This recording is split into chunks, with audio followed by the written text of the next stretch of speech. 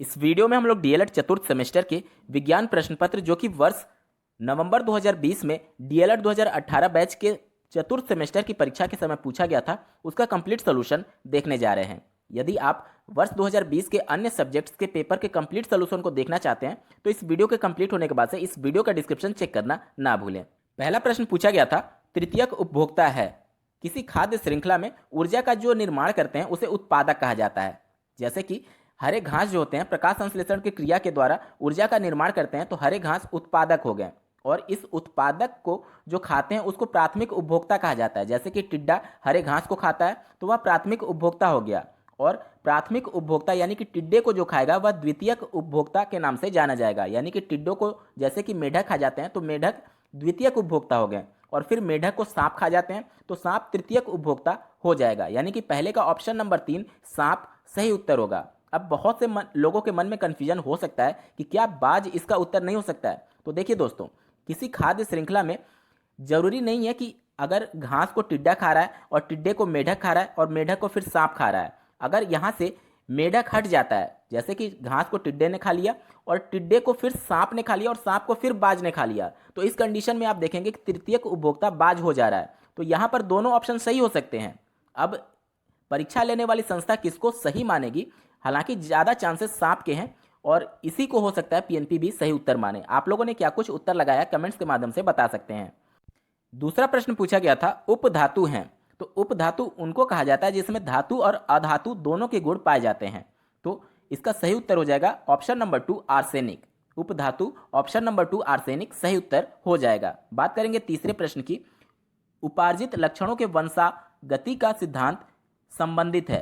तो उपार्जित लक्षणों की वंशागति का सिद्धांत जो दिया था वह लैमार्क ने दिया था। इसे लैमार्कवाद के भी नाम से जाना जाता है। यानी तीसरे का option number 2 Jean Baptiste Lamarck सही उत्तर हो जाएगा। चौथा प्रश्न पूछा गया था, नोबल गैस का उदाहरण है। दोस्तों, नोबल गैस अक्रिय गैस को कहा जाता है। जैसा कि आपको ज्ञात होगा, वातावरण में विभिन्न गैसों का मिश्रण है और ऐसे गैस जो वातावरण में उपस्थित गैसों या फिर किसी भी गैस से कोई संपर्क में आने पर कोई क्रिया नहीं करते, उनको नोबल गैस या फिर अक्रिय गैस के नाम से जाना जाता है। इसका सही उत्तर हो जाएगा चौथे का option number 4 radon noble gas का उदाहरण है। पांचवा प्रश्न पूछा गया था, जनित्र द्वारा ऊर्जा का रूपांतरण होता है।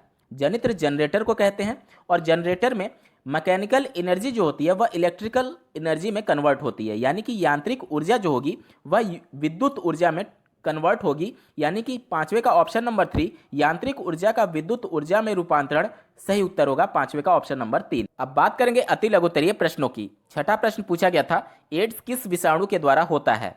इसका सही उत्तर हो जाएगा HIV वायरस, यानी कि ह्यूमन इम्यूनो डिफिशियंसी वायरस की वजह से एड्स नामक रोग होता है। आपको उत्तर लिखना है, एड्स HIV विषाणु के द्वारा होता है।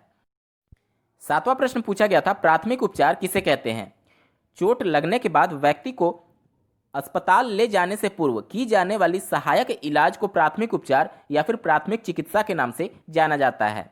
आठवां प्रश्न है, अयस्क से आप क्या समझते हैं? देखिए, अयस्क जो होता है वह खनिज का ही एक रूप होता है। यानी कि ऐसे खनिज जिनमें ज़्यादा से ज़्यादा धातुओं का निष्कर्षण कम लागत में किया जा सकता है उसे अयस्क के नाम से जानते हैं। बात करेंगे 9वें प्रश्न की, रुधिर कणिकाएं कितने प्रकार की होती हैं? उनके नाम तथा किसी एक रुधिर कणिका के कार्य लिखिए। तो रुधिर कणिका 3 प्रकार की होती है।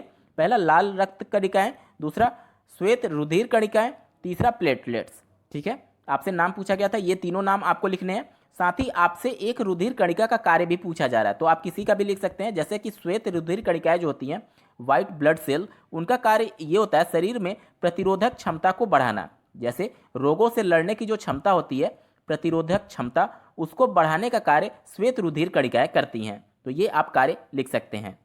10वां प्रश्न पूछा गया था, समजात अंग किसे कहते हैं? उदाहरण सहित स्पष्ट करिए।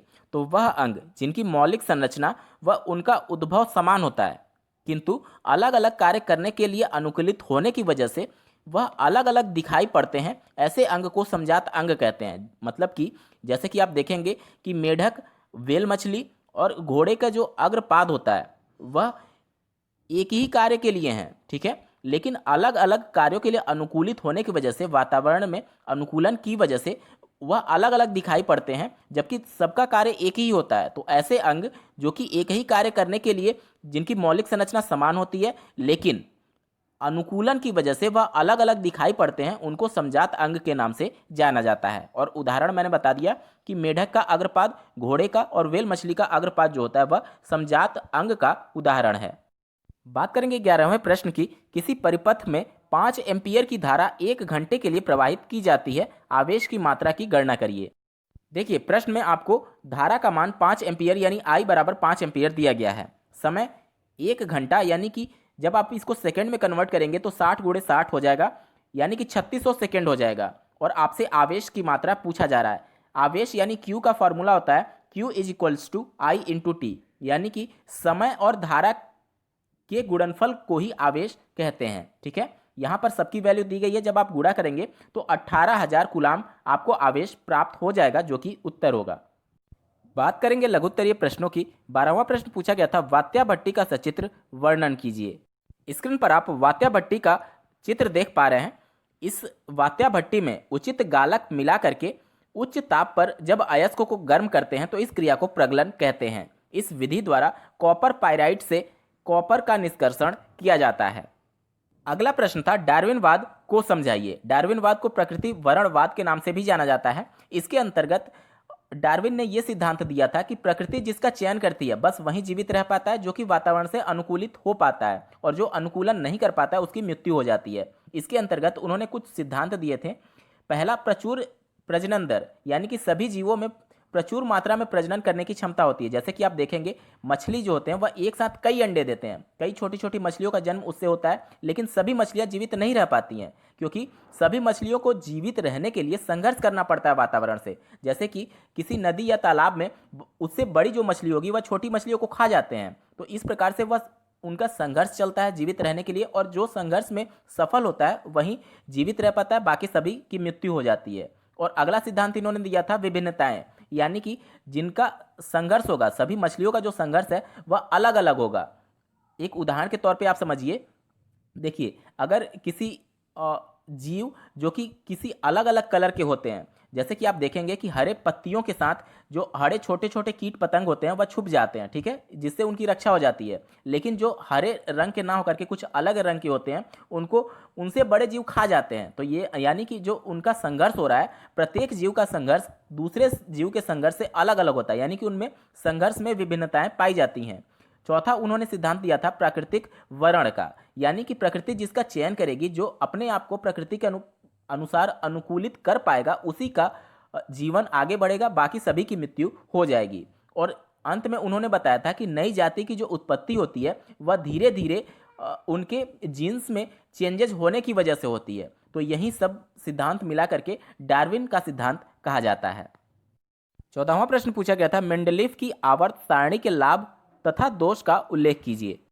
मेंडलीफ की आवर्त सारणी का लाभ आप लिख सकते हैं कि इसमें 109 तत्वों के भौतिक और रासायनिक गुणों का अध्ययन एक साथ हम लोग कर सकते हैं। दूसरा लाभ आप लिख सकते हैं, आवर्त सारणी की सहायता से बहुत से तत्वों के परमाणु भारों का भी निर्धारण किया जा सकता है। इसके अलावा एक और लाभ आप लिख सकते हैं कि जब मेंडलीफ ने आवर्त सारणी का निर्माण किया था उस समय तक जिन तत्वों की खोज अभी नहीं हुई थी, लेकिन आवर्त सारणी को देख करके उनके गुण धर्मों के बारे में निर्धारण पहले से किया जा सकता था। मेंडलीफ के आवर्त सारणी के दोष की बात की जाए तो पहला आप लिख सकते हैं कि इसमें हाइड्रोजन का स्थान निश्चित नहीं किया गया था। दूसरा आप लिख सकते हैं कि कुछ तत्वों के परमाणु भार का क्रम व्यवस्थित नहीं था, जैसे कि कोबाल्ट का जो परमाणु भार होता है वह 58.94 होता है, जबकि निकिल का 58.69 होता है। तो कायदे से देखा जाए तो कोबाल्ट को निकिल के बाद होना चाहिए, लेकिन कोबाल्ट को निकिल के पहले रखा गया था।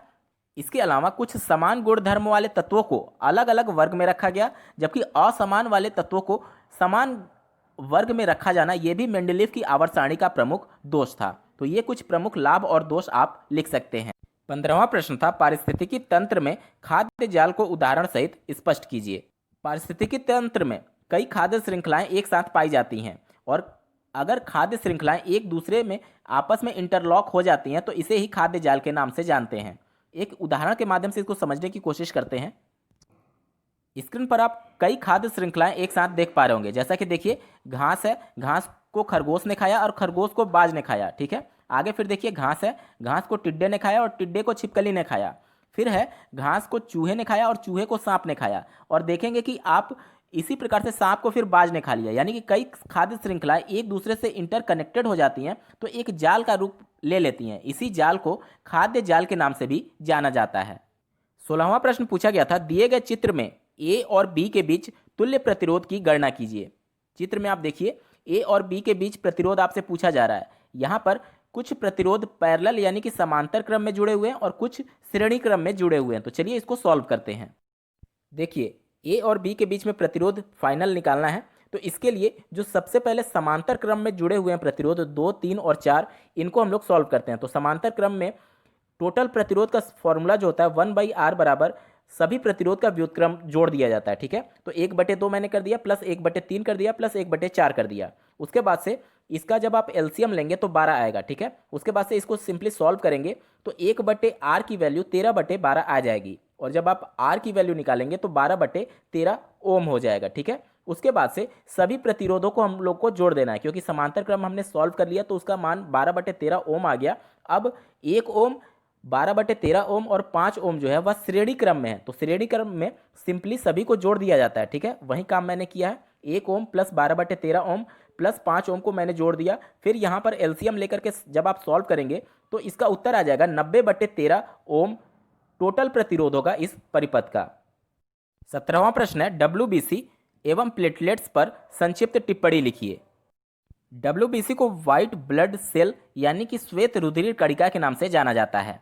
इन कणिकाओं का जीवन काल 24 से 30 घंटे का होता है और इनका मुख्य कार्य शरीर में प्रतिरोधक क्षमता को बढ़ाना होता है। जो श्वेत रुधिर कणिकाएं होती हैं वह शरीर में इम्यूनिटी सिस्टम को बढ़ाने का कार्य करती हैं और इसी वजह से इसको शरीर का बॉडीगार्ड भी कहा जाता है। बात करेंगे प्लेटलेट्स की, तो प्लेटलेट्स का मुख्य कार्य जो होता है वह रुधिर का थक्का जमाना होता है। इसमें थ्रॉम्ब्स पीले टाइप का एक चिपचिपा पदार्थ होता है जो कि कहीं पर शरीर में किसी अंग पर अगर कट जाता है तो वहाँ पर एक छोटे पीले धब्बे के रूप में वो जमा हो जाता है। उसके बाद से रुधिर का बहाव वो रोक देता है, जिसे रुधिर का जमना के नाम से जाना जाता है। और इसका शरीर में, एक स्वस्थ मनुष्य के शरीर में 2 से 5 लाख प्रति क्यूबिक मिलीमीटर इसकी मात्रा होती है। और अगर इसके आकार की बात की जाए तो इसका आकार 2 से 4 माइक्रोमीटर व्यास का होता है। 18वां प्रश्न था, अस्थिभंग क्या होता है? अस्थिभंग के विभिन्न प्रकारों का वर्णन कीजिए। देखिए दोस्तों, अस्थि मीन्स होता है हड्डी और भंग मीन्स टूटना, यानी कि जब हड्डी में कैल्शियम की कमी की वजह से हड्डी टूट जाती है तो इसे अस्थिभंग के नाम से जाना जाता है। और अस्थिभंग 2 प्रकार के होते हैं, पहला हेयर लाइन ब्रेक और दूसरा जो होता है वह कंप्लीट ब्रेक। जब आप देखते होंगे किसी का एक्सीडेंट हो जाता है तो हड्डी आपस में वहाँ से टूट करके अलग नहीं होती है, वहाँ पर छोटी सी हेयर के बराबर यानी कि बाल के व्यास के बराबर वहाँ पर थोड़ा सा चिन्ह लग जाता है और उसी को हेयर लाइन ब्रेक कहा जाता है। और कंप्लीट ब्रेक में क्या होता है कि अस्थि यानी कि हड्डी पूरी तरीके से टूट करके अपने स्थान से हट जाती है, इसको कंप्लीट ब्रेक के नाम से जाना जाता है। दोस्तों, आपने विज्ञान प्रश्न पत्र का कंप्लीट सोल्यूशन देख लिया। आपको यह वीडियो कैसा लगा कमेंट्स के माध्यम से जरूर बताइएगा। साथ ही चतुर्थ सेमेस्टर के 2020 वर्ष के अन्य सब्जेक्ट्स के प्रश्न पत्रों का संपूर्ण हल देखने के लिए इस वीडियो का डिस्क्रिप्शन चेक करना ना भूलें। इस वीडियो को देखने के लिए आपका बहुत बहुत धन्यवाद। भगवान करे आपका दिन शुभ हो।